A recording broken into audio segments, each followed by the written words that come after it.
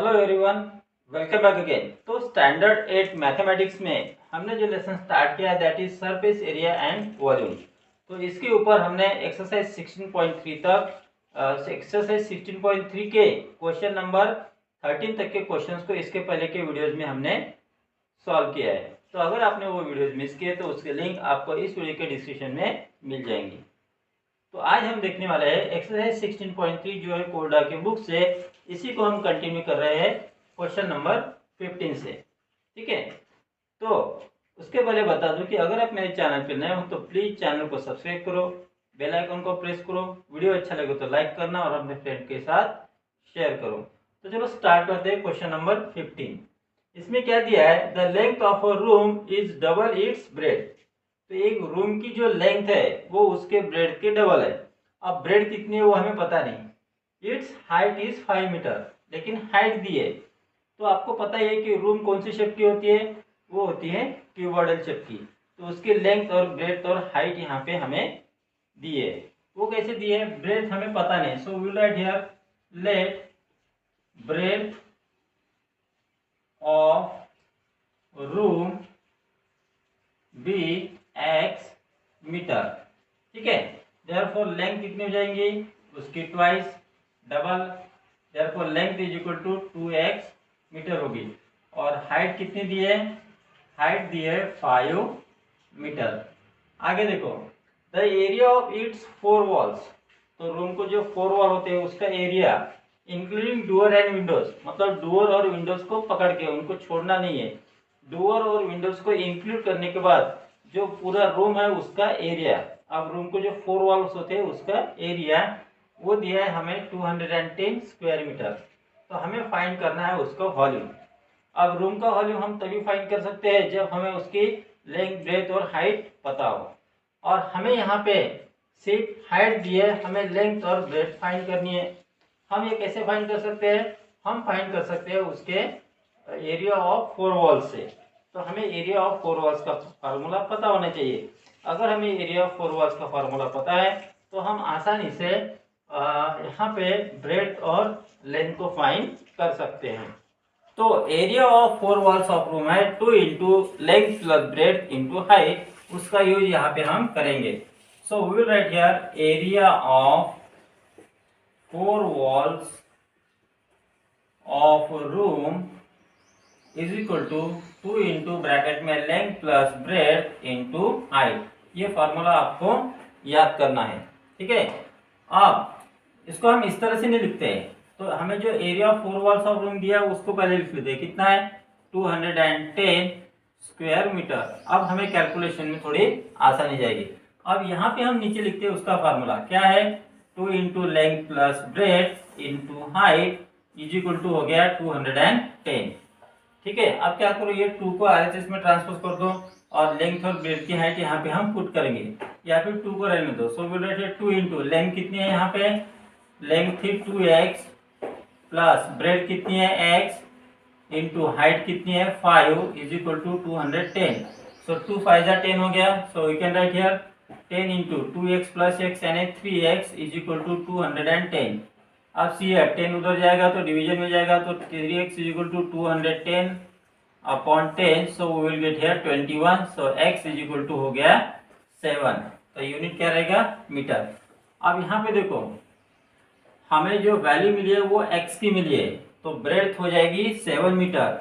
Therefore breadth is equal to होगी 7 metre. Therefore length कितनी हो जाएगी, लेंथ ब्रेथ की ट्वाइस है, तो 2 into 7 that is equal to breadth हो गई 14 मीटर। अब हम फाइंड करते थे उसका volume. Therefore we can write here volume of, किसका वॉल्यूम ऑफ फाइंड करना है, volume of room is equal to, अब रूम है कौन सी शेप की, क्यूबॉइडल शेप की। सो वॉल्यूम ऑफ रूम का फॉर्मूला क्या बनेगा, length into breadth into height. Length कितनी है 14, ब्रेथ है 7 और हाइट है 5। So will get here 14 into 7 5 जा 35। आप 35 को 14 से मल्टीप्लाई करो, 14 5 जा 70, 14 3 जा 42 और 7 49। तो आंसर आ गया 490 cubic centimetre, sorry cubic metre, या फिर आप लिख सकते हो इसको मीटर क्यूब। तो इस तरह से हमने इसका वॉल्यूम फाइंड किया। Got it? Next we will see question number 16। How many persons can be accommodated in a room of length 10 metre, breadth 8 metre and height 6 metre? तो ये रूम का डायमेंशन दिया है, यानी लेंथ दिया है, ब्रेथ दिया है और हाइट दिया है। पहले उसको हम लिख लेते हैं। So we can write here L is equal to 10 metre, comma breadth is equal to 8 metre, comma and height is equal to 6 metre. तो पहले जो आपको गिवन है उसको लिखना है। आगे देखो क्या कहा है। तो वन पर्सन के लिए assuming that 2.5 metre cube of air required for each person. तो वन पर्सन को कितनी एयर लगती है? तो वो लगती है 2.5 मीटर क्यूब। तो वहां पे उस रूम में टोटल पर्सन कितने रह सकते हैं? तो हमें यह फाइंड करना पड़ेगा कि इस डायमेंशन वाले रूम में टोटल एयर कितनी है। अब टोटल एयर कितनी रहेंगी, जिसका उतना वॉल्यूम रहेगा।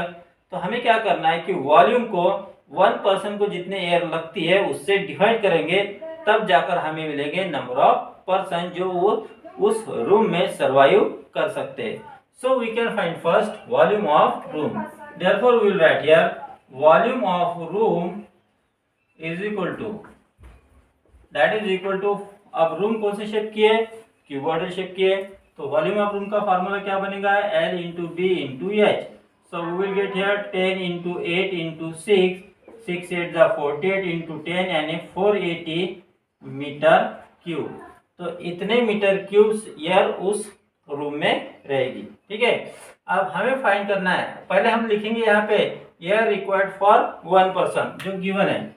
Air required for one person equal to air required for one person is equal to 2.5 metre cube. Therefore number of persons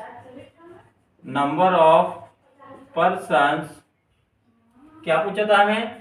how many persons can be accommodated in a room. So we will write here number of persons accommodated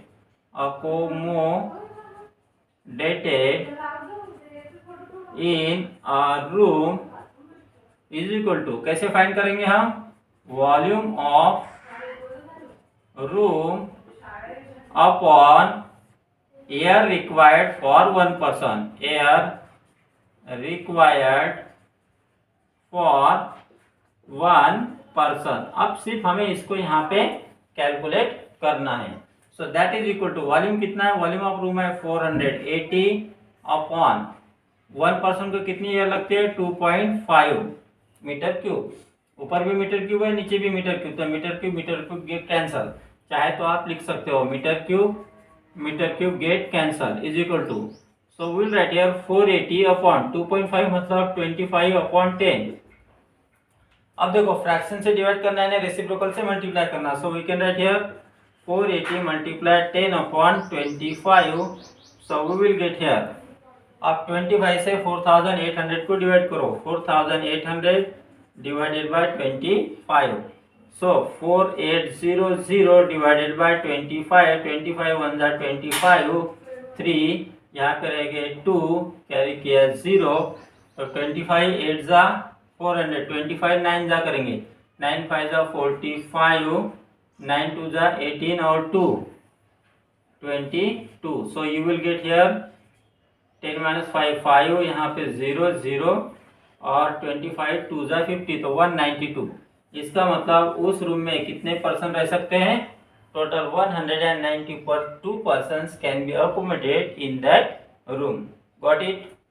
Next we will see question number 17. Find the total surface area of a cube whose volume is 3375 metre cube. इसके जैसे example हमने पहले भी solve किए। सिर्फ यहाँ भी आपको ध्यान में रखना है कि किसी भी नंबर का क्यूब रूट कैसे फाइंड करना है। चलो देखते हैं कि सरफेस एरिया फाइंड करने के लिए हमें क्यूब की साइड पता होनी चाहिए, तो हमें वो मिलेंगी वॉल्यूम से।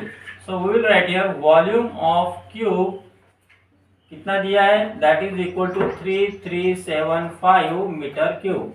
And you know volume of cube का formula, so L cube is equal to 3375। We will take cube root of both side, so यहाँ पे सिर्फ रहेगा L, that is equal to cube root of 3375 ये मैंने पहले ही बताया था कि क्यूब और क्यूब रूट कैसे कैंसिल होते हैं। अब देखो 3375 ये किसका क्यूब है वो फाइंड करना है। तो from right to left 3 digit का एक ग्रुप बना और फिर 1 डिजिट का एक ग्रुप बना।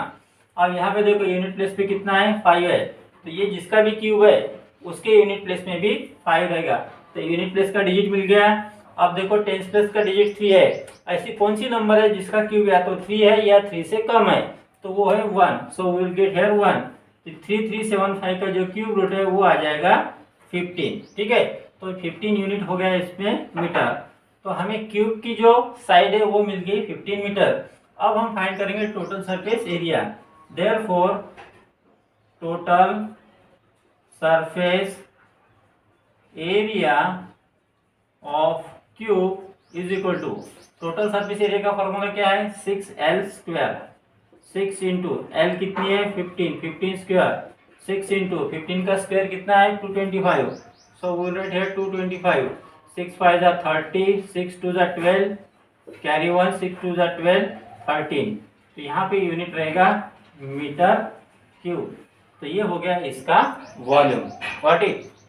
And now we will see last question of this exercise. A rectangular tank is 110 centimeter wide. Wide मतलब उसकी होगी breadth. So we will write here breadth is equal to 110 centimeter and 70 centimeter deep. Deep मतलब वो होगी उसकी height. So we will write here h is equal to 70 centimeter. ठीक है। If it contains 770 liter of water. अब 770 litre water उसमें आता है, इसका मतलब कैपेसिटी ऑफ टैंक कितनी होगी। So we can write here capacity of tank. Tank की कैपेसिटी कितनी है that is equal to 770 litre. अब कैपेसिटी मतलब वॉल्यूम होता है। अब 770 लीटर इसका मतलब कितना क्यूबिक मीटर हो जाएगा, क्यूबिक सेंटीमीटर होगा। इसके लिए हमें देखना पड़ेगा कि सेंटीमीटर और लीटर में क्या रिलेशन है। जैसे हमने देखा था कि 1 सेंटीमीटर क्यूब, अगर आपको पता नहीं तो फिर से देखते हैं। 1 centimetre cube is equal to कितना होता है 1 मिलीलीटर। इसका मतलब क्या हुआ कि 1 मिलीलीटर इज इक्वल टू हो गया 1 सेंटीमीटर क्यूब। ठीक है, अब इसको हम मल्टीप्लाई करते हैं 1000 से। So we will get here 1000 millilitre is equal to हो गया 1000 सेंटीमीटर क्यूब। अब वैल्यू फाइंड करते हैं हम यहाँ पे 1 लीटर की। सो 1 लीटर 1000 मिलीलीटर मतलब हो गया 1 लीटर। तो 1 लीटर इज इक्वल टू हो गया 1000 सेंटीमीटर क्यूब। तो ये हो गया रिलेशन लीटर का और सेंटीमीटर क्यूब का। ठीक है, अब 1 लीटर यानी 1000 सेंटीमीटर क्यूब। तो 770 लीटर यानी कितने, इसको हम कितने से मल्टीप्लाई करेंगे 1000 से। So you will get here 770 multiply